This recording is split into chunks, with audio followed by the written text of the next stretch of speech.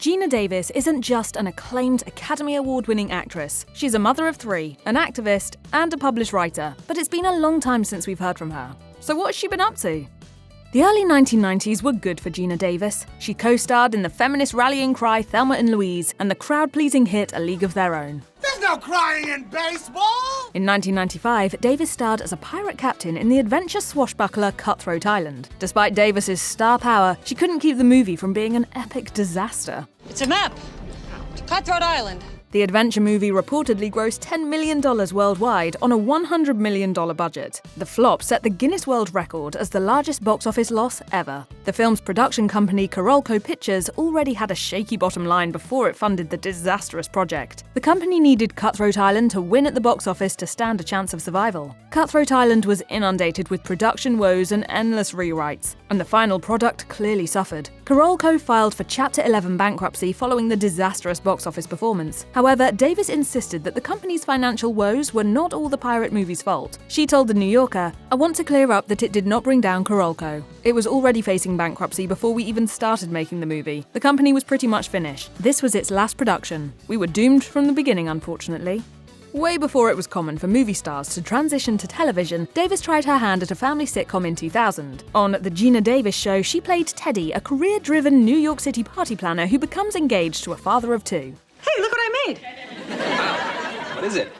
I'm ready to give up and call it dip. Unfortunately, not even Davis's likable personality and movie star glamour could save the sitcom. ABC cancelled The Geena Davis Show after just one season due to poor ratings. The show also received mostly negative reviews. Even A-list movie stars have Olympic dreams. Davis looked like a world-class athlete and stands at 6 feet. I sort of had some experience with being very tall ever since I was a baby. Despite the impressive stature, she told People in 1999, "I never thought of myself as athletic, but I was actually really good at everything." Davis added that she became utterly obsessed while watching archery at the 1996 Olympics. Her obsession led to a rigorous training schedule and organised tournament competition. Christine McCartney, the National Archery Association's program director, told The New York Times she is totally accepted. She is a competent archer who knows what she is doing, and the others have a lot of respect and regard for her. And so I really tried to conquer it. Her fast learning and tournament success made her an Olympic hopeful for the 2000 US Olympic archery team. Unfortunately, Davis barely missed the cut, placing 24th out of 300 competitors. Davis's training was always about more than just results. Davis told The New York Times, "You learn a lot about yourself. You're spending a lot of time alone with yourself practicing. You get to know yourself, how calm you can be, how long you can focus." Davis played the first female president of the United States in 2005's Commander-in-Chief.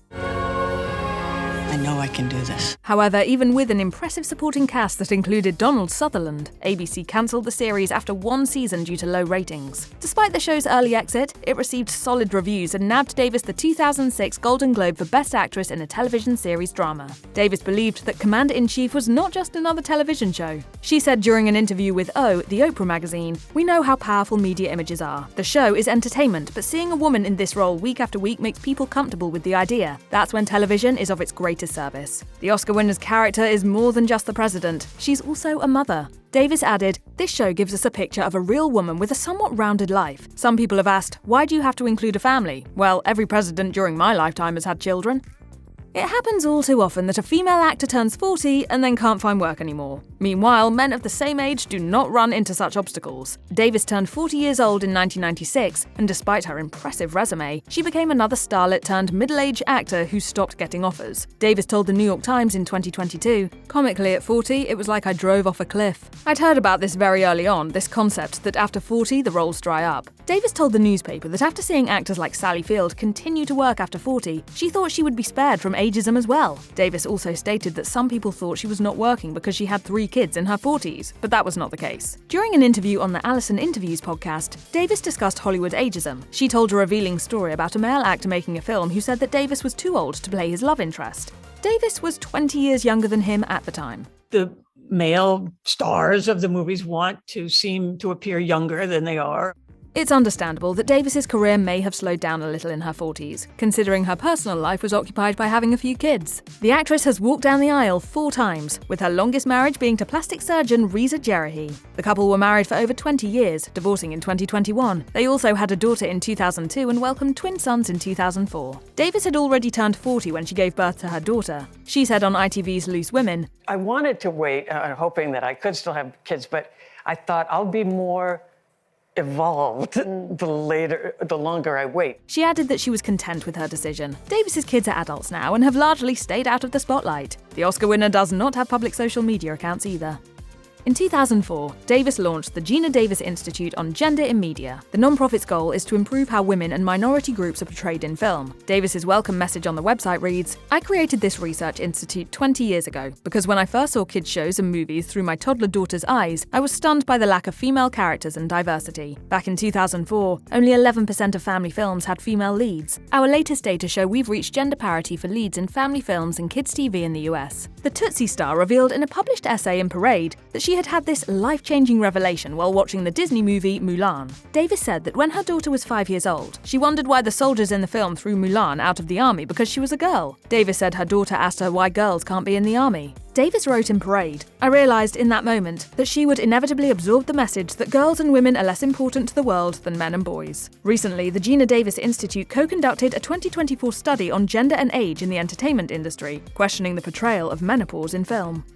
Davis is more than just an actress and an activist. She has made it a priority to ensure that females and underrepresented groups have a voice in the arts. In 2015, Davis co-founded the annual Bentonville Film Festival, taking place in Bentonville, Arkansas. According to the BF Foundation's website, its mission is to promote a wide range of underrepresented and diverse voices in entertainment and media. I wanted to have a big impact on commercial films, the big movies the studios make. One thing that makes the festival unique is that its winners are guaranteed various forms of distribution. Davis told Variety in 2015, the Bentonville Film Festival is a critical component of how we can directly impact the quantity and quality of females and minorities on screen and behind the scenes. Davis certainly has not disappeared from showbiz, even as she's focused a lot of her energy on charitable work. Perhaps her most high-profile and memorable television stint came on Grey's Anatomy. The actor had a recurring role as Nicole Herman during seasons 11 and 14. The unapologetic, brilliant and formidable doctor is a fetal surgeon who has an inoperable brain tumor. You think this is easy for me? You think I'm ready? I was fine. I got fine with dying. Additionally, in 2019, Davis appeared in several episodes of Season 3 of the Netflix show Glow. She also scored roles in the films Ava, Fairyland and Marjorie Prime. Davis will also co-star in the new Netflix series The Boroughs, which focuses on a group of residents in a retirement community in the New Mexico desert. The anticipated 8-episode supernatural show, produced in part by the Duffer Brothers of Stranger Things fame, is set to launch sometime in 2026. In 2022, Davis published her memoir, Dying of Politeness. The book tells the story of her childhood, legendary Hollywood career, and activism. It also details several uncomfortable situations she faced as a Hollywood starlet in the pre-Me Too era. While Davis has played several confident leaders in her work, she hasn't always been able to translate that confidence into her personal life. The memoir's title details Davis's journey. She wrote in the book, "Though my characters were bold before I was, that boldness rubbed off on me." In 2025, Davis published The Girl Who Was Too Big for the Page. She wrote and illustrated the meta children's book about a girl named Sheila who lives inside the picture book. In the story, Sheila grows so big that she is no longer able to live within the pages. Sheila must learn to accept her size and love herself for who she is. But she kind of wonders, am I really interesting enough to have a whole book be about me? During a 2025 interview with NPR, the 6-foot-tall actor talked about the autobiographical nature of the story. Davis said, "So I was always the tallest kid in class, and I so wanted to vanish into the woodwork. I was very shy and self-conscious, and it was torture, and I used to wish that I took up less space." I was always the tallest kid in class, not just girl, all through high school. Davis said that she only became comfortable with being tall as an adult. The League of Their Own star also did the illustrations for the children's book. However, Davis insists that she's not an artist. She added, "I've always been very into art and crafts and things like that. As a kid, always drawing. No, I'm not an artist. I just draw pictures."